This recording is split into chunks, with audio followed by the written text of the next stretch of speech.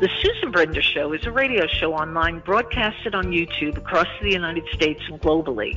The show features guests who speak about health, spirituality, entertainment, and a host of subjects to enlighten people across the nation. Listen to the show that empowers women and men alike and highlights those who have made a difference. I'm Susan Brender, and this is the Susan Brender Show. Today, my guest is Tony Schmaltz, who began coaching people to success nearly 20 years ago. And in that time, he learned from many leaders, mentors, and coaches. He helped many people find their successful careers, businesses, and live through his time as a leader. He couples the Be Schmaltzy principle with a framework for success, which is a compilation of the best practices learned from many top earning influences around the world. Each piece of this easy to use framework has produced amazing results for many people and fast if they learn to be schmaltzy. I want to understand something, Tony. What is schmaltzy? Hi, Susan. Thanks for having me. And to let you know, being schmaltzy, the word schmaltzy, the German definition actually means to be overly sappy or cheesy, like a joke is cheesy. And so that's really what being schmaltzy is all about. It's about not taking things too seriously. And you don't have to be serious to do a seriously good job. And too many people do take things too seriously. Well, I'll tell you something, Tony. This is an exact point that you're making, because today you can't be schmaltzy. You know why? We're dealing with a crisis and there's so many things happening in our society, but I like your attitude. You have a great attitude. How did you develop that attitude? Well, it came from a long line of being cheesy, that's for sure. And this actually started back when I was in high school. You know, many years ago. I went on an exchange program to Germany. And while I was over there, my last name is Schmaltz, and these guys over there started calling me Schmaltzy, and I didn't get it. And I found out later that it was because I was over there being the cheesiest, sappiest guy trying to pick up on all the high school girls. And so they said I was so cheesy that my nickname became Schmaltzy, and it just kind of stuck. Comedy, we need comedy today. People just are not funny anymore. They don't even know what the word happiness means, but you seem to know. So explain to our audience how to become schmaltzy. Well, to become schmaltzy, you just kind of got to get out of your comfort zone. You got to stop worrying about what other people think. You know, we've got all, like you said, we're in the middle of a crisis. We have voices coming from all around, whether it's from our parents, our friends, our family, the TV, whatever it is. We just got to learn how to not worry so much about what other people think and just get out of our comfort zone. I like to give my clients like what I call schmaltzy tasks. And these are all things to get your goofy side out and get out of your comfort zone. Okay, so it's time to tell people all your tasks. What are your tasks? Well, I won't give away all my secrets, but I will give a couple of my favorites. One of my favorites, and I actually still do this quite frequently and send it to my clients, is one, I call it time traveler. And so I asked my client, I'm like, okay, this is your schmaltzy task for the week, and this is going to really push your comfort level. And so I said, go into a grocery store or laundromat or some sort of retail establishment, go running in the front door as fast as you can. And then, like you're really anxious, ask everybody, what year is it? What year is it? And when somebody answers 2021, you go, yes, it worked. And you go running out with a diabolical laugh. I'm interested in knowing, when people meet you, what do they think about you? I guess that depends on the environment that you meet me in. If you were to meet me on the street, you would probably think that I am that sappy, cheesy guy. I'm going to smile at you first. So I'm going to be warm and inviting. And then I'm probably going to crack some sort of joke depending on how the interaction started. And from there, it kind of goes that way. I'm super friendly and open, but I am Captain Cheese. That's for sure. Now, it's interesting to know that you have this attitude, as I explained before, and it must have been your family who probably would like that as well. Tell me a little bit about your family and how they inspired you. Okay, absolutely. So the goofiness probably comes more from my mom. I've got 4 brothers. There's 5 boys total. No sisters, no girls. Dad wasn't around a whole lot growing up, but my brothers and I, we were definitely held it down. And my mom was definitely that laughing person, always cracking jokes or finding things to be funny or laughing at all of our silliness. So it was very encouraged growing up. And so we kept that going for the most part. I got a couple of my brothers, maybe not so much, but I definitely carried that on for the family. Now, if you were on a stage, okay, and you were doing just talk, okay, and it was, comedians talk, where would you like to do that? Because there are so many places where you can do your comedy, and you are perfect for it. So the question becomes, would you like to do that? Well, I don't know about comedy per se. Even though I have a comic relief to my work, I like to do the motivational speaking piece of things. However, I do add comic to all of it. I make funny noises. I do funny dances. I mean, I crack jokes, and every once in a while, depending on how the audience is responding, I might crack jokes about the audience. And where anywhere. I love being in front of people. I love being on video. Love being on stage. I would go anywhere to do that. Now, here you are, okay? Think about this. Here you are dealing with a client. You're a motivational speaker, and I want you to walk through the process. Sure, absolutely. So early on, we always go through the introduction. Here's what the program's about. Here's what we're going to try to go through. And then from there, I try to draw out their schmaltziness. But we try to find a strategy for their success. So whether they're a business owner or have a career, or even just in their personal life, we try to map out a strategy to help them succeed. And in most of those cases, it takes them getting out of their comfort zone and not worrying so much about what people think. And that's where the Schmaltzy tasks come in, or to help get rid of that people pleaserness that a lot of people have.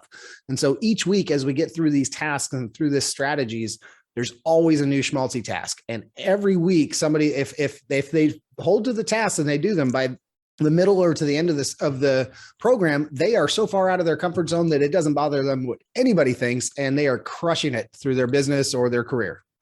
Something, Tony, it would be very interesting if you dealt with some of the presidents and some of the legislators and some of the senators. I would love to see you do that, because they need a little bit of schmaltziness, which they don't have. Okay. And it would be so great. Could you imagine being, in the White House? I think it'd be a lot of fun, that's for sure. But I agree with you. A lot of them need a lot of schmaltziness. Yeah. Okay. So let's really talk a little bit about how you became inspired to do this, because not everybody is a good speaker. In fact, most people have a fear of speaking, but you don't. How did it happen? Well, this started early on. I mean, I've been kind of a leader most of my life, and even in athletics, I kind of sprung out as a leader on little league teams and soccer or things like that. And then in high school, I actually started speaking on stage. I spoke on stage for our church, spoke on stage for the school. And so from an early age, I learned how to speak in front of people and not be shy about it. And from there, I became a leader in the corporate world before I ended up going on my own with coaching. So it never bothered me to speak in front of people. And when the Schmaltzy part of it, that kind of slid by the wayside for many years. And it was when I first started becoming a coach, I was trying to find what separated me from other coaches, what made me different. And I'm trying to think about what is it about me? And I had a dream about that time when I was in Germany and everyone calling me Schmaltzy. And I got up and I'm like, that's it. It fits me like to a T. I'm the goofy, schmaltzy, sappy guy. And that's been my shtick ever since. We have a military that is going through such horrible things. I mean, they've been in Afghanistan, they've been in Iraq and Iran. They need a little bit of schmaltzy. So if you were right on the stage talking to the military, okay, talking to our police who are now being defunded, give them a little shtick. I want to hear what you would say. Well, the first thing I would say is to stop taking life so seriously. Now, don't get me wrong. You don't want to get yourself fired because you do have a chain of command, but you don't have to take things so seriously to be seriously good. Like I said earlier, you can be great without feeling great about it or without taking it too seriously. Have fun. I guarantee in the military, I've known so many military guys throughout my life that most of them have a bit of schmaltziness to them. And if they spend a little more time doing that, being a little goofy and cheesy and sappy, unless they're, of course, under strict orders, then they're going to end up loosening up the team. And the military is ultimately a team. and they're gonna get along better together. And it's funny you actually mention it, because just this morning, a friend of mine sent me a link where the Navy is literally looking for personal development coaches right now. It's really strange that you bring that up. Well, I'll tell you something. The reason I bring it up is because I have interviewed a lot of military and a lot of police. And what I find is that right now, they're so unhappy because of all the things going on. So what I wanted to say is that somebody like you ought to be in front of them and giving them the idea that they don't have to be serious. So with that said, now, did you ever think about writing a book? I'm actually almost done with one right now. Talk about it. Let me hear what it's about. Absolutely. So the book is actually less on the schmaltzy side, and it's more about getting out of your own head. So there is a lot of the schmaltziness in the book as far as being cheesy and sappy, but a lot of it is about getting out of your own head, for overcoming your fears, forgetting about people pleaser, remember the good times versus the bad times. Trying to be more like bring out, I hate to use the psychological term, but bringing out your inner child, because when you're a child, you're not afraid to just say things or do things. It's kind of the same way. And so for the whole book is chapter by chapter is one shape or form of another, is about getting out of your own head. And it gives different examples and different ways of doing that, as well as setting goals, defining what success means to you, and what happiness means to you, and how to get there. Yeah. And give us a little hint, what else is in that book? Because I have a feeling it's going to be absolutely a success. Here's the thing about success. It's all in your head. If you have a great attitude and if you think positively, it's going to happen. Don't you feel the same way? Absolutely. And it's one of the big things that I hit on in the book is about your belief system, because I think it was Thomas Edison that said, those that think they're going to succeed and those that think they won't are both right. Because if you have to believe it, if you believe that you're going to be successful and that you're going to be happy and that you're going to be schmaltzy, you will be. If you believe otherwise, you won't be. Yeah. Yeah. I want people to understand what the word happiness means, because it means a lot of different things to a lot of different people. Can you define the word happiness for you?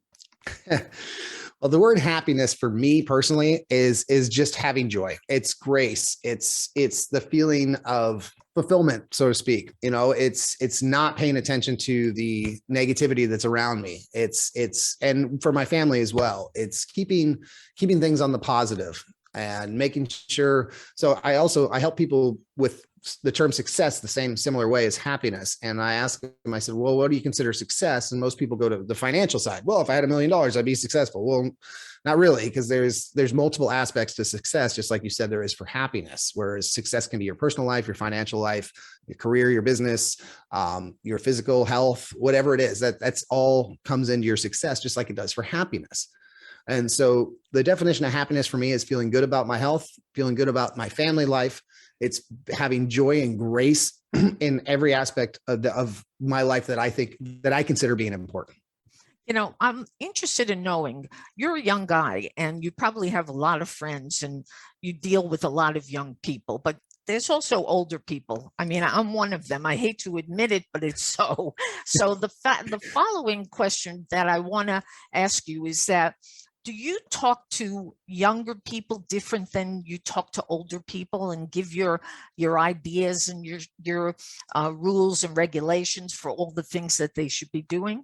Absolutely. You do need to break it up by generation, because you're talking about some of my older clients, you're talking about them growing up in the era that didn't have cell phones, didn't have cable TV, things like that, versus the younger generations that don't even know what a rotary phone is or a stick shift vehicle. It's really a huge difference, night and day. And even when it comes to relating to, say, radio or TV shows versus then versus now, it's because I've had such a wide range of experiences throughout my life, I'm able to relate even to those that are in an older or younger generation than myself. I can't help asking you, what was one of the things that happened to you years ago? And what do you mean? Well, you said that, I did something years ago to relate to older people. So what What did you do to relate to older people? Oh, it's not that I not necessarily did anything. It's that I had a very heavy influence from my father and my uncle, and so I would listen to the same radio shows or music genres as them, or watch the same reruns of the old TV shows that they always watch. So I can relate to some of the pop culture of the later generations and the younger generations. Pop culture, define it. The popular culture, whatever it was, the TV shows, the radio shows, the actors, the actresses, what was happening at the times. That's my personal definition anyway. Is there any particular star entertainer that you absolutely love? Absolutely. And I actually met him when I was 15 years old, and that would be Clint Eastwood. I really look up to that guy. And I met him, and he was actually working on his own roses. My cousin, who lived in Monterey, California, his grandmother lived in Pebble Beach, and Clint Eastwood happened to be her neighbor. We came pulling up to the house, and there he was trimming his own roses. And I looked at my cousin. I said, isn't that? And he's like, yeah, hey, Clint, how's it going? And he walked over like it was nothing. And of course, 15-year-old me was all starstruck. But had a fun conversation with him for a few minutes, and have kind of followed him ever since, and love his work and love what he does. Okay, so there is one more question about an entertainer. If you had a chance to meet somebody who's in the arts, somebody who is an entertainer, who would that be? Another person. Clint Eastwood is great, but I want to know if there's anybody else that you really admire. You know, I try not to put too much weight on entertainers, so to speak. That's a really good question. I guess one that would probably stand out to me a little bit would be Matthew McConaughey. I like his views. I like what he stands for. Is he political? To a certain extent. He's actually considering a governorship in Texas. Yeah. How about you running for something? So I've had several people ask me that as well, but I think I'd have less fun than I am now. And that's kind of the challenge. I wouldn't mind supporting some campaigns, but I'm not sure I would want to do one myself. I hear you. Okay, so here we go. Last but not least, I always like to ask my guest and give you the last word. So what would you say? Oh, what would I say as the last word? I would say, stop taking, like I said earlier, stop taking life so seriously. There's a lot of things going on right now, and a lot of reasons to be negative, to be down, to be upset. And it's finding those reasons that make you happy. The definition of success is finding happiness in the important areas of your life. And so when we try to block out some of that negative stuff and focus on the positive stuff, it's so much better for our lives, for our health, for our happiness. And one of the things that I talk about with my clients, there's no such thing as a bad day. There really is not. Did you have a bad day, or did you have 2 or 3 moments in your day that you hung on to for the rest of the day? And that's really, if we focus on the fact that we only had 2 or 3 moments and we had all kinds of good stuff that happened throughout the day, we're going to be happier for it. So that's part of being schmaltzy. Being schmaltzy is being that overly sappy and cheesy, but also understanding how to find your happiness, how to let go of the negativity and the people pleaser, and live your life and be who you really want to be. Well, I want to tell you something. I would love for you to have a coffee talk with Schmaltz. Okay. I think it would be so interesting to attend a coffee talk with Schmaltz. Now, last but not least, if people want to find you, if they want to find your book, how do they do that?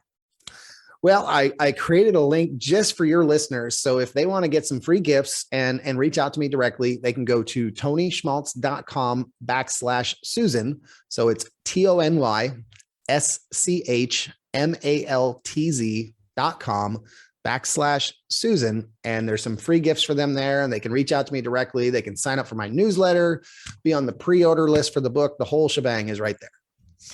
Well, my guest today has been, well, I'm not gonna call you funny. I'm just gonna call you wise. You know, you're a very, very wise man, and I'm sure our audience is gonna listen to this and they're gonna say, you know, this guy had some good ideas. So thank you, Tony Schmaltz, for being on the Susan Brender Show. It's absolutely a pleasure. Thank you so much for having me, Susan. It's been a blast.